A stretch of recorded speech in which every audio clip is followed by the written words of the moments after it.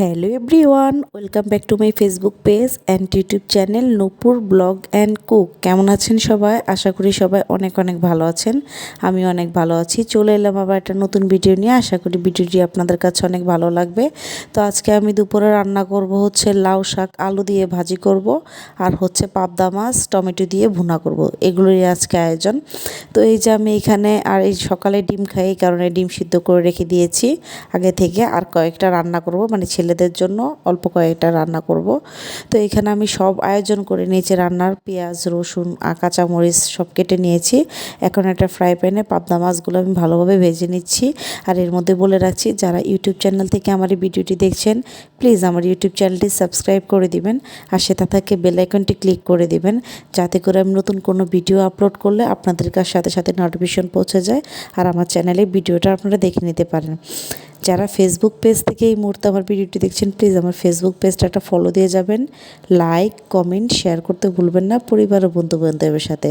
আমার Facebook page আর YouTube চ্যানেলের নাম একই, নূপুর ব্লগ অ্যান্ড কুক। আপনাদের সুবিধার্থের জন্য আমি বলে দিয়েছি। তো এই যে কথা বলতে বলতে আমার রান্নাটা কিন্তু অলমোস্ট কমপ্লিট হয়ে গেছে। লাউ শাক ভাজি করেছি আলু দিয়ে, আর ডেকোরেশনের জন্য আমি একটা টমেটো একটা নতুন এইভাবে করে কেটে নিয়েছি। ইদানিং আমার রান্নাবান্না আসলে ডেকোরেশন করতে এত বেশি ভালো লাগে। তো এই তো শাক ভাজাটা শেষ, এখন হচ্ছে মাছ ভুনা করব। তো এই তেলের মধ্যে আমি আর একটু তেল দিয়েছি, শাকের তেলটার মধ্যে তেল দিয়ে পেঁয়াজটা ভালোভাবে ভেজে নিচ্ছি। তারপর ভাজতে ভাজতে একটু রসুন দিব, তারপর এর মধ্যে লবণ হলুদ মরিচ ধনিয়া সব মানে মশলা একসাথে দিয়ে, ঝালটা যার যার পছন্দ মতো দিবেন। আমি একটু ঝাল কম খাই পার্সোনালি, আমার বাচ্চারা খায়, তাই আমি তরকারিতে অত বেশি একটা ঝাল ব্যবহার করি না, আর আমি নিজেও এতটা বেশি ঝাল খাই না।